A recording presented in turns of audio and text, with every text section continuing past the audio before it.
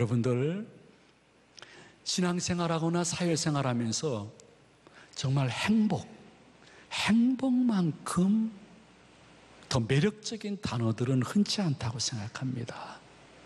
사람들은 행복을 추구하면서 인생을 살아가고 있는데 전도서 기자는 6장 6절에 말하기를 행복 추구는 인간들에게 이 정도구나 하는 것을 알려주고 있는데요. 우리 한번 다 같이 봉독하도록 합니다. 그가 비록 천년의 갑절을 산다 할지라도 행복을 보지 못하면 마침내 다 한 곳으로 돌아가는 것뿐이 아니냐. 아멘. 그러니까 우리가 7, 80년이 아니라 2000년을 산다 할지라도 행복하지 않으면 그 삶이 너무 허무하다는 것입니다. 그 놀라운 사실은 통계적으로 봤을 때 너무 빈국인 방글라데시 사람보다 우리 한국 사람들은 행복하지 않다고 생각합니다. 도리어 나는 불행한 인생이야. 나는 흙수저야. 헤어나올 수 없어. 계속해서 자신은 불행하다고 생각하는 것이 대한민국 근저에 아주 낮게 깔려 있음을 부인할 수 없습니다. 심지어 교회 다니는 우리들도요, 그것이 얼마인지는 알 수 없지만은 나는 불행한 사람이야. 나는 불행을 위해서 태어난 것 같아 하면서 교회 다니면서도 나는 굉장히 불행한 사람이라고 단정하면서 살고 있는 교인들도 계십니다.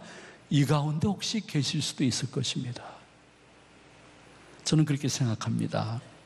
그러한 성도님들은 불행해서 불행하다고 생각하는 것은 아닙니다.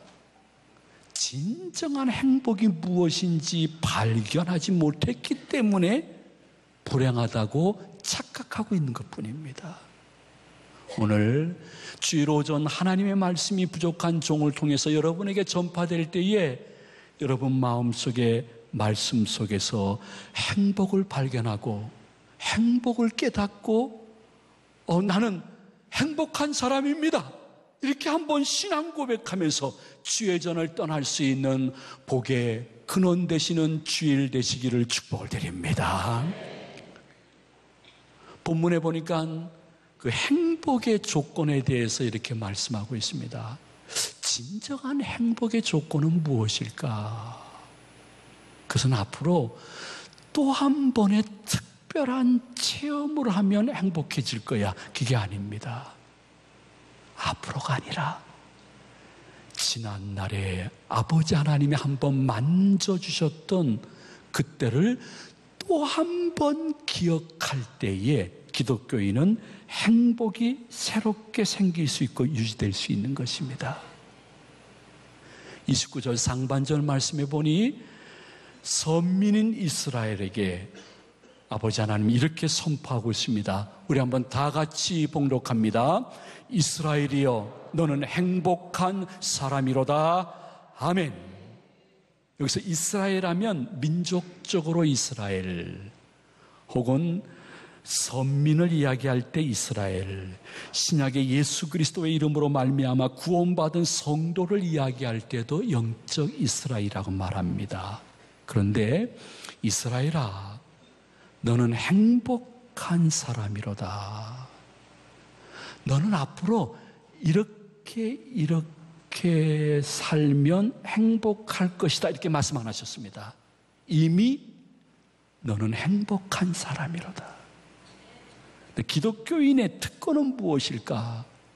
자신을 바라볼 때 미래에 어떻게 되어지면 내가 행복해질 것 같아 하는 것이 아니라 이미 과거에 그분이 주셨던 은혜와 사랑을 기억할 때에 오늘도 그분은 살아계셔서 이 문제를 넘겨주실 줄로 믿습니다.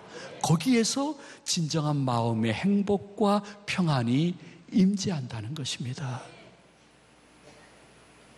선민이라는 단어는 무엇이냐 하면 수많은 사람과 민족 가운데 아버지 하나님께서 이렇게 택하셔서 특별히 보호하신다는 의미가 구약의 선민의식인 것입니다. 그럼 신약의 성도는 무엇일까? 수많은 한국의 사람들 가운데, 그리고 무신세계와 하나님을 거역하는 반하나님적인 사회 문화 흐름 속에서 아버지 하나님께서 여러분 한 사람 한 사람을 조건 없이 일방적으로 여러분이 거부하지 못할 정도로 불가항력적으로 여러분들을 선택하셔서 지금까지 그만큼의 믿음이라도 지키게 해주신 분들이 누구냐? 성도요, 우리들이요, 여러분인 줄로 믿으시면 아멘 하시기 바랍니다.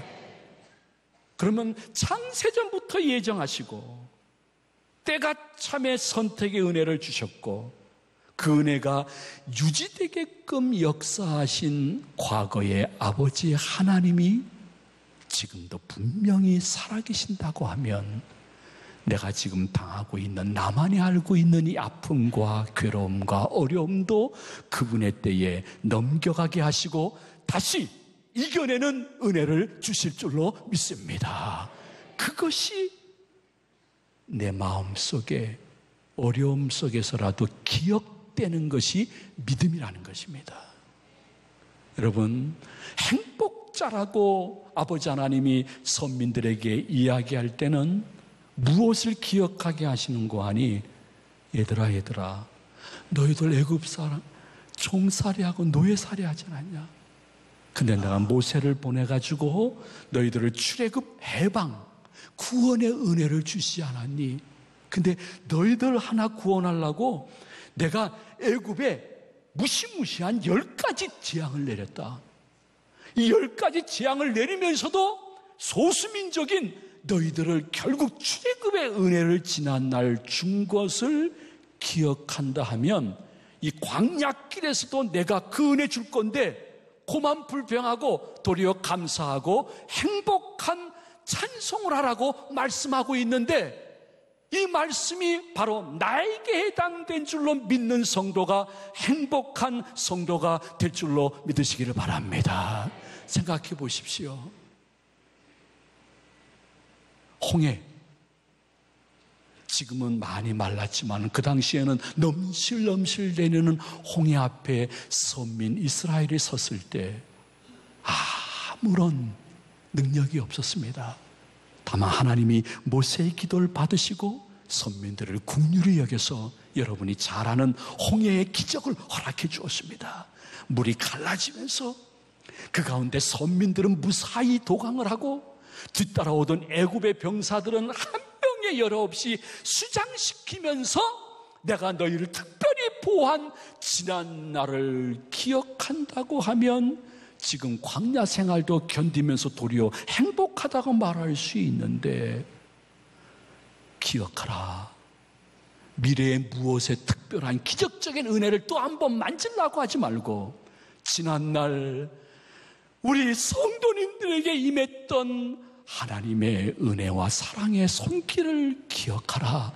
기억하는 것이 지금 그 어려움 속에서라도 감사하고 행복을 고백할 수 있는 성도가 될 수 있다는 이 말씀을 여러분들이 자신을 향한 성령님의 개인의 음성으로 들을 수 있는 은혜가 계시기를 축원해 드립니다.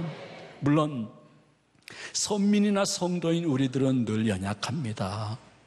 그래서 지난 날을 기억하기보다는 현재의 고통 속에서 불만과 불평이 더 많은 것은 사실입니다.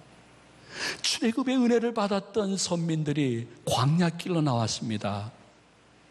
이건 어디에 정착할 수 없는 것입니다. 정착할 곳이 없이 텐트를 쳤다가 성령님이 이동하라면 또 이동하고 또 이동하고 전세, 사글세, 월세에서 계속 이동하는 이 삶이 너무 힘든 거예요. 그리고 광야에서 너무 줄이고 목마르고 배고프니까 지난날 임했던 하나님의 은혜를 기억하기보다는 현재를 보면서 자꾸만 불평, 불만, 원망이 나오는 것이에요. 한번 시편 107편 4절 말씀 우리 한번 다 같이 봉독하도록 합니다.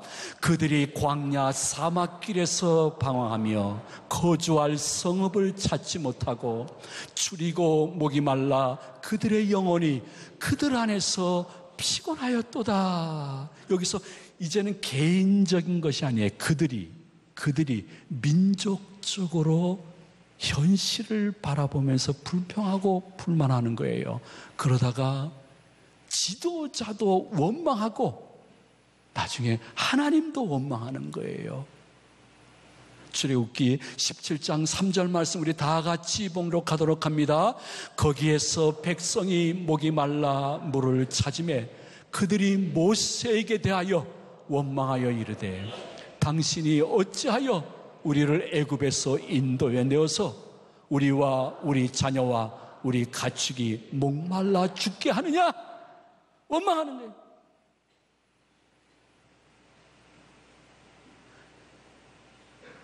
우리 대한민국에도 원망의 귀신, 불평의 귀신, 저주의 말을 하는 귀신들이 얼마나 깔려 있는지 모릅니다.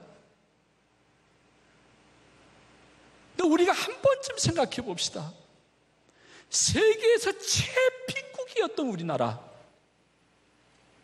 그것이 약 50년 전의 얘기입니다. 50년 후에 우리나라를 한번 보십시오. 그러면서 혹은 내 개인적으로, 내 가정적으로, 우리 교회 역사를 아시는 분들이요, 우리 교회적으로, 그리고 대한민국 이 민족적으로 아버지 하나님께서 200여 나라 가운데 특별히 만지시고 은혜 주시고 사랑하시고 축복했던 것을 기억하지 않으니까 불평과 불만과 원망의 귀신에게 사로잡히는 것이에요. 여러분, 우린 대한민국 사람입니다. 대한민국 사람은 지난날 6.25 전쟁 이것을 증오하지만 기억은 해야 됩니다. 만약에 대한민국 국민인데 6.25 전쟁에 대해서 그거 상기도 하지 맙시다, 기억도 하지 맙시다 하는 사람이면 대한민국의 국민으로 특권은 누리지만은 의무가 상실된 좀 잘못된 백성이라고 볼 수 있습니다. 우리가 전쟁은 증오하지만 전쟁은 기억하면서 우리 스스로 힘을 키우고 필요할 때는 동맹국과 함께 미리 힘을 여축해 놔야 되는 것입니다. 그것이 우리의 미래를 좌우하는 것입니다. 마찬가지로 지난날에 여러분들이 쓰라린 아픔과 각오와 들쳐내기 싫었던 상처는 증오해야 되겠지만은 그때 더 이상 어쩔 수 없을 그때 오묘한 방법으로 찾아와서서 그 문제를 이기게 하시고 넘어가게 하신 아버지 하나님의 은혜는 기억해야 되는 것입니다. 그러면 그분이 돌아가시지 않았다 하면 지금도 그분의 은혜의 때를 그분이 만들 뿐이지 분명코 기도응답이 안 된 것이 아니라 지금이 기도응답의 과정이라는 것을 느끼면서 미리 감사하고 나는 행복한 사람이야, 다른 사람 다 떠나서도 하나님이 내 곁에 계시고 성령님이 내 앞길을 인도하셔, 이 고백 때문에 행복한 길을 일부러 걸어가고 만들어갈 수 있는 은혜가 우리 제2가족들 모두에게 계시기를 소망을 드립니다. 정말 생각해 보십시오. 나는 성도님들에게 미안한 게 너무 많습니다. 왜냐하면 이 불신세계와 반하나님적인 문화사회 속에서 말씀대로만 살고 돈 벌려고 하니 어떻게 보면 나는 나쁜 사람입니다. 진짜 나쁜 사람이고, 목사님 회사 다녀보세요. 목사님 작은 사업이라도 해보세요. 목사님이 그렇게 말씀대로 살라고 말씀할 수 있나요? 여러분들의 마음속에 그러한 생각이 있음을 저는 조금은 알고 있습니다. 그러므로 내가 하나님일 때 인생을 살아갔을 때보다 예수님을 주인으로 모시고 살아간다는 것은 더더욱 힘들고 어렵고 좁은 길입니다. 그래서 정말 기독교인이 인생을 살아가는 것은요, 여자분들은 잘 모르지만은 남자분들은 잘 아는데요, 권투보다 더 멋있는 운동이 있어요. 그것이 이종 격투기예요. 이종 격투기라고 온몸을 다 사용해가지고 싸우는 게임인데, 이종 격투기는 거의 죽기 아니면 살기예요. 우리 기독교인이 불신세계에서 살아가는 것은 정말 죽기 아니면 살기예요. 아니면 죽기 아니면 까무러치기예요. 그렇게 살아가려니 때로는 왕따를 당할 때도 있고, 그래서 마음속에 많은 상처를 받으면서 이종 격투기 선수가 마지막 견디지 못하면 항복 표시하듯이, 더 이상은 내가 살 수 없어, 이런 말씀에서 죄송하지만요, 난 자살하는 사람이 부러워 하는 과거의 그때 그 순간 하나님의 영은 오묘히 찾아오셔서 그러한 나를 오른손으로 붙잡아 일으켜 주셨고, 오늘 산부 예배 참석할 수 있을 정도로 자신의 삶과 가정과 생활을 지켜주셨던 아버지 하나님을 기억하는 것이 믿음이요, 능력이요, 소망이요, 행복의 근원일 것입니다. 여러분, 지난날 생각해 보세요. 지난날 그렇게 나를 괴롭혔던 그 사람, 그 환경, 지금도 안 변했어요. 지독하게 그 사람, 그 환경 바뀌지도 않고 변하지도 않고 좋게 다가오지도 않고 그대로예요. 근데 놀라운 사실은 내가 교회 다니면서 예수님과 그의 말씀을 받으면서 점점 내가 변해서 그 사람을 이해하고 용서하고 그 상황을 믿음으로 넘길 수 있었던 과거를 기억한다고 하면, 앞날도 그분의 때에 시온의 대로처럼 열어줄 줄로 믿는 믿음을 갖는 것이 우리들의 권능인데, 믿음인데, 소망인데, 그 은혜를 말씀 속에 받을 수 있는 주일 아침 되어지기를 예수님의 이름으로 축원을 드립니다. 근데 놀라운 사실이 하나 있습니다. 그것은 우리가 지난 날을 기억하며 하나님을 기다려야 되겠지만은, 하나님도 성도님들을 기다리시는 분이라고 말씀하고 있습니다. 저는 이 말씀 속에 많은 은혜를 받았습니다. 그렇구나. 하나님도 우리들이 최소 주일 오전 예배는 범하지 않으면서 지금의 그 문제와 아픔을 주님께서 해결하실 것이죠. 지난날처럼요. 하고 신앙생활 하시는 분들을 기다리신다고 말씀하고 있습니다. 언제를 위해서 기다리실까? 응답의 은혜의 때가 어느 때가 제일 좋을까? 그것을 보시면서 기다리시다가 자신의 최고의 은혜의 때에, 비유적인 말씀이지만 하나님이 보좌에서 일어나셔서 그 성도와 그 성도의 가정을 향하여 축복의 손을 드실 것을 이사야 30장 18절은 말씀하고 있습니다. 우리 한번 다 같이 심찬, 확신의 신앙 고백으로 읽도록 하겠습니다. 그러나 여호와께서 기다리시나니 이는 너희에게 은혜를 베풀려 하심이요 일어나시리니 이는 너희를 긍휼히 여기려 하심이라. 대저 여호와는 정의의 하나님이시라. 그를 기다리는 자마다 복이 있도다. 아멘. 여러분, 하나님의 은혜의 응답의 때를 기다리는 자마다 복이 있을 줄로 믿으시기 바랍니다. 심지어 에레미야 애가 얼마나 힘들었으면 애가라는 단어가 있었겠습니까? 에레미야 애가에 보니 3장 10절에 심지어 우리에게 이러한 언약까지 하시고 있습니다. 우리 한번 다 같이 봉독하도록 합니다. 기다리는 자들에게나 구하는 영혼들에게 여호와는 선하시도다. 아멘. 그래서 아리스토텔레스는 이러한 말을 했습니다. 어느 날 새 한 마리가 밝게 날아왔다고 행복이 이루어지는 것은 아니라고 그랬습니다. 어느 날 너무 그냥 바람이 심하게 부는 날이 며칠 동안 계속되었는데 어느 하루 맑은 아침이 되었다고 이미 여름이 온 것은 아니다고 말했습니다. 조금 더 기다리는 자가 지혜로운 자라고 이야기했습니다.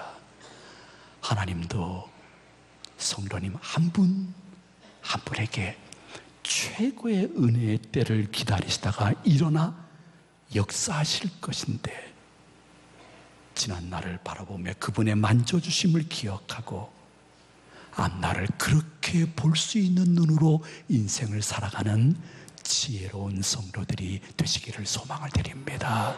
네, 그런데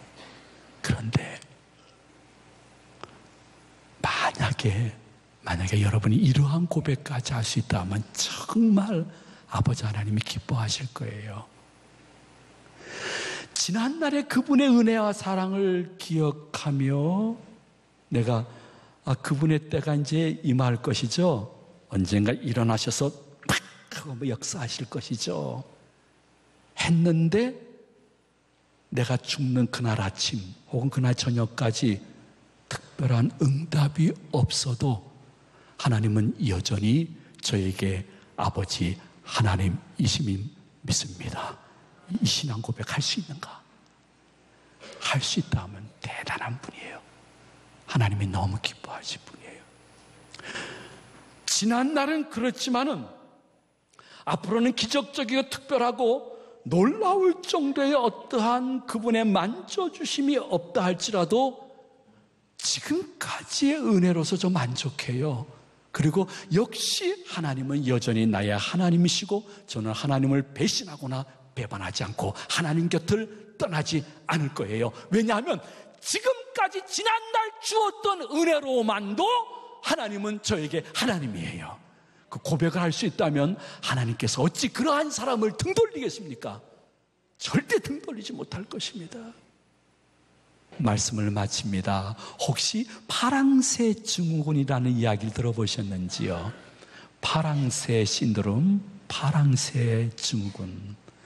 이건 어떠한 사람을 가리키냐 하면 지난날 자신에게 임했던 은혜와 사랑과 좋은 것들을 추억하지 못하고 현재 굉장히 일상이 너무 사소한 것이 반복되는 것이 지루하기도 하고 특별하지도 않은 것 같아서 왜 나는 이렇게 살까 하면서 이루어지지 못할 꿈을 향하여 하염없이 하나없이 바라보고 날아가는 사람을 이야기할 때 파랑새 증후군에 걸렸다고 이야기를 합니다. 혹시 우리 기독교인, 우리 제2가족 중에 혹시 그런 사람이 있을지 모르겠습니다. 여러분, 지난날의 은혜와 지금의 일상의 지루한 것 같으나 반복이 감사요 행복인 줄 알고 이것으로 그분이 나를 만져주심이 끝난다 할지라도 나 평생 그분을 배반하지 않고 배신하지 않겠습니다 하는 사람을 등 돌리지 못하시면서 29절에 내가 그러한 사람에게는 앞으로 특별한 은혜가 없어도 좋다고 너 말하지만은 아니야. 내가 너한테 특별한 은혜로 창과 방패가 되어서 너의 원수를 밟을 수 있는 은혜를 주실 것이라는 말씀이 나에게 임할 줄로 믿고 우리 29절을 다 같이 한 절 성령님이 내게 주시는 음성으로 알고 봉독하도록 하겠습니다. 여호와의 구원을 너같이 얻은 백성이 누구냐? 그는 너를 돕는 방패시요 내 영광의 가리시로다. 내 대적이 내게 복종하리니 내가 그들의 높은 것을 밟으리로다. 아멘.